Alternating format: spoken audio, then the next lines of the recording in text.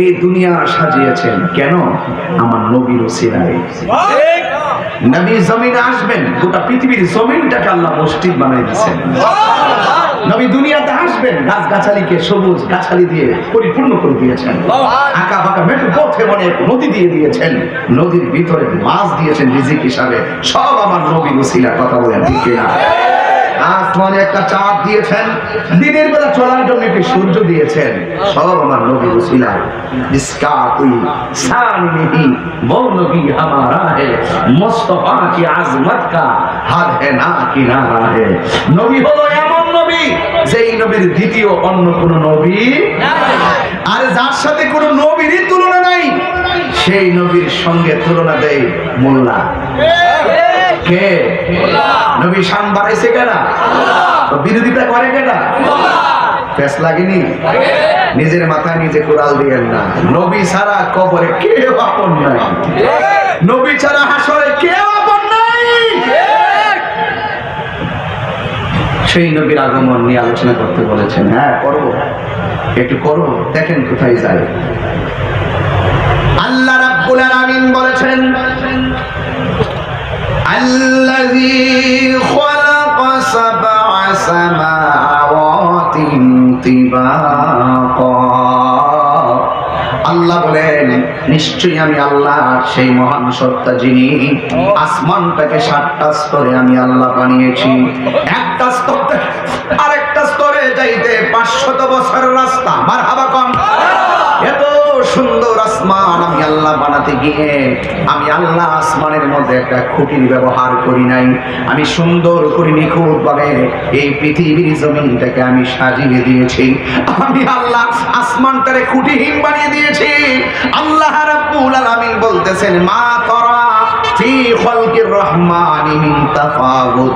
তোমরা দেখো না আসমানটা এত সুন্দর করে বানাইলাম যে আসমানের মধ্যে একটুকু ত্রুটি খুঁজে পাবে না। নিখুঁত ভাবে আমি আসমানটা বানিয়েছি। ফারজিল বাসর, আবার তাকায় দেখো, কাররাতাইনে, বারবার তাকায় দেখো, কিন্তু আসমানের মধ্যে কোনো ধরনের হাল তারা মিন ফুতুর, আসমানের ভিতরে কোনো ধরনের ত্রুটি পাবে না। জবানটা খুলে বলুন, এই সব সৃষ্টি করেছে আমার নবীর উসিলায়। এতে যারা পরিমাণ কোনো সন্দেহ আছে?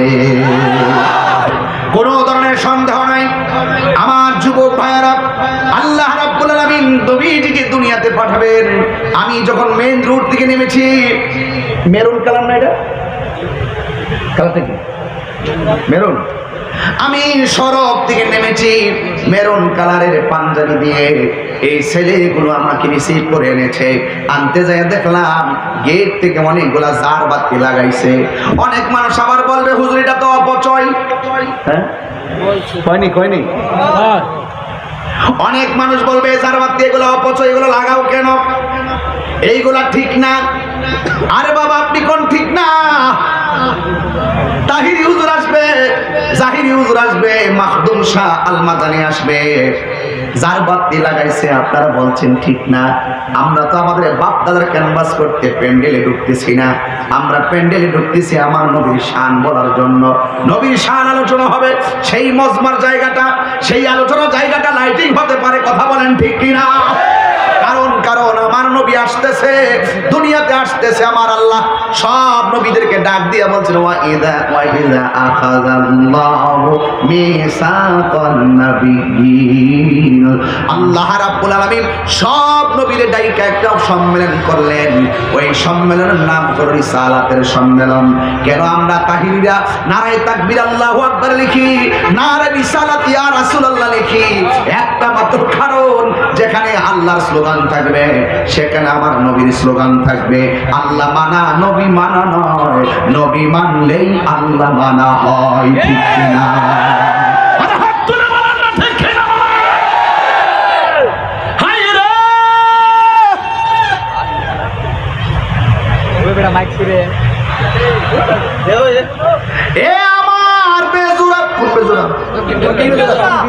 উত্তর বেজোরা আছে, উত্তর বেজোর আরেকটা মাহফিল করতে।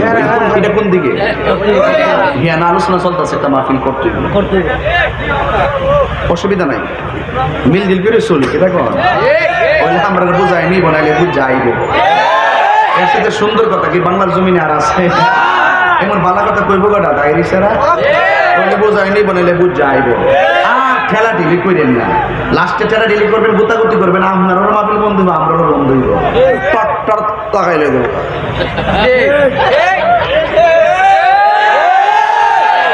তা খেলে এনে যেতে আপনার বাদ দেন আমি তাফসীর করতেছি হইলে আমারে বোঝাইয়া নিবেন নাইলে আপনি বুঝা আসবেন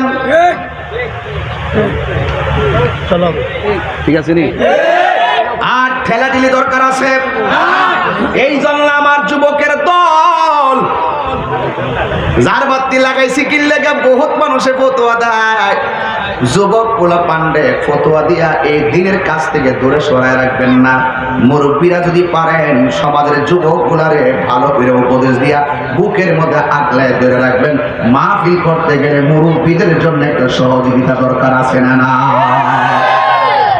সমাজের মুরব্বীরা আদেশ করবে পোলাপান কাজ করবে এই পোলাপান রাজি আছেন এই জন্য মুরব্বীদের উচিত পোলাপান গুলোর এই সমস্ত কাজে বেশি বেশি করে লাগাইয়া সমাজটার সুন্দর করা কথা বলেন ঠিক কিনা বাপের উচিত সন্তানটারে নামাজের আজান দিলে আসসালাতু খায়রুম মিনান নাওম